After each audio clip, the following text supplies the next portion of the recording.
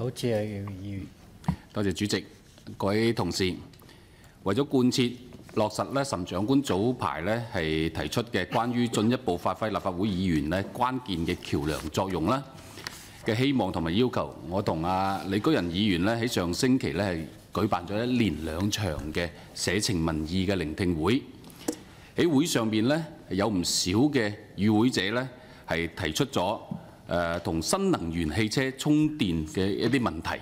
咁喺呢度咧，今日咧亦都趁呢個機會咧，同大家分享幾點嘅意見同埋睇法。喺內地新能源汽車產業嘅一個發展迅猛嘅一個背景下邊咧，我哋特區政府喺2022年嘅時候咧，亦都係積極咁樣響應我哋個低碳咧同埋碳中和嘅目標，推出咗一系列嘅扶持嘅政策。根據我哋有關嘅資料顯示咧，截至2025年8月份，我哋澳門新能源汽車即係電動車嘅數量咧，已經係超過咗15000幾部，較去年咧2024年嘅8月份嘅同期咧係增長42%嘅，月均增長咧係3%。新能源汽車喺澳門咧係日益咁樣係普及嘅，但係咧我哋目前喺新能源汽車嘅配套同埋政策方面咧，有啲方面仲係存在問題同埋需要改善嘅，包括就係我哋嘅充電成本較鄰近地方係比較貴啦。第二咧係我哋依家嘅私家停車場嘅安裝電樁嘅一個程序係仍然比較繁瑣嘅，費用都比較高。第三咧，我哋公共停車場嘅充電樁嘅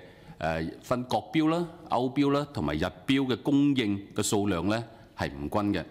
喺度咧亦都提出咗結合翻我哋議會者嘅一啲意見咧，係提出3點嘅意見。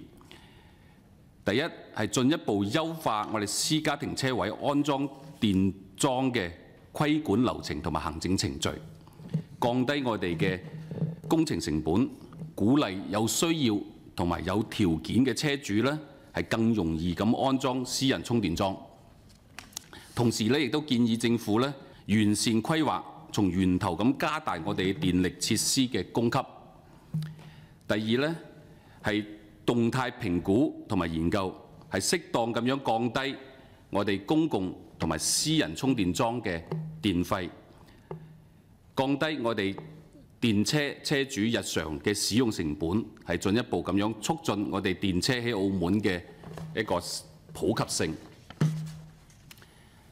第三咧係研究同埋適度咁樣增加我哋公共同埋私人充電樁嘅數量，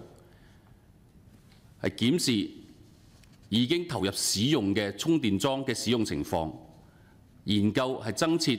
我哋國標、歐標同埋日標3種制式嘅互換同埋共用嘅充電設施嘅可能性，滿足唔同車型嘅用戶嘅需求，更有效咁樣充分發揮我哋電樁嘅使用效益。多謝主席。